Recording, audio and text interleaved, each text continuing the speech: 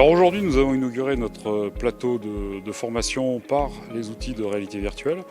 C'est un dispositif en fait qui nous permet de replacer toute la chaîne de commandement dans un décor de théâtre interactif. On modélise et on simule absolument toutes les interventions auxquelles nous pourrions être confrontés.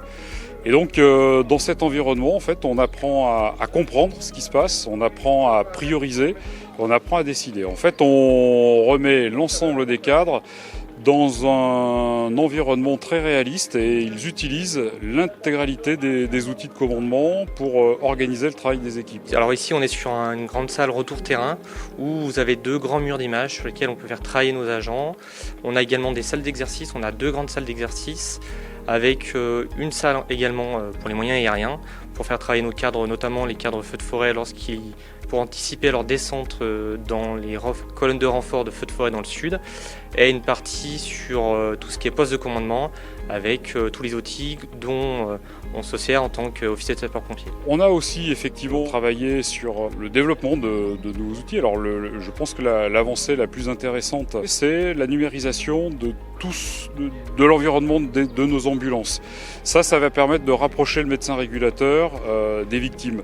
Et donc notamment sur les points isolés du territoire, de disposer de la remontée en temps réel de tout le monitorage des constantes vitales, du tracé cardiaque et de pouvoir interagir. Le médecin régulateur va pouvoir aussi interagir avec nos équipes. On travaille là en étroite collaboration avec le SAMU. Donc ça, c'est un projet qui se déploie sur un an. On va équiper nos 100 ambulances. Ensuite, on présentait également tout le travail qui a été fait dans l'environnement des communications opérationnelles. Donc là, c'est en fait une réflexion qui a été menée après la catastrophe de l'Arboya, que tout le monde en tête, où tous les réseaux d'infrastructures ont été détruits. Et donc on s'est posé la question, puisque ces scénarios sont susceptibles d'arriver sur nos territoires, on s'est posé la question de savoir comment nous pourrions, si ça arrivait, remettre en place une dorsale de communication opérationnelle, parce que les communications sont vitales.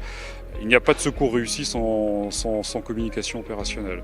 Ensuite, on a présenté une plateforme robotisée. Donc ça, c'est un travail que nous avons mené avec la ville d'Aix. Cet engin va nous permettre de faire des reconnaissances à des endroits où les pompiers ne peuvent pas aller, utiliser une lance à incendie à des endroits où les pompiers ne peuvent pas aller, utiliser des caméras pour visionner des choses à des endroits où les pompiers ne peuvent pas aller. Il a aussi une autre vocation, c'est de faire du renseignement, avec des images de vidéos qu'on reporte sur des écrans à l'intérieur d'un poste de commandement, et ça nous permet aussi d'être plus performants dans le retour opérationnel, dans le renseignement opérationnel.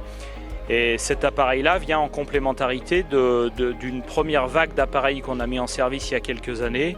C'est les drones aériens, puisque ces engins-là aussi nous permettent d'apporter du renseignement opérationnel. On a des gros partenariats industriels avec des entreprises qui sont la plupart des entreprises françaises.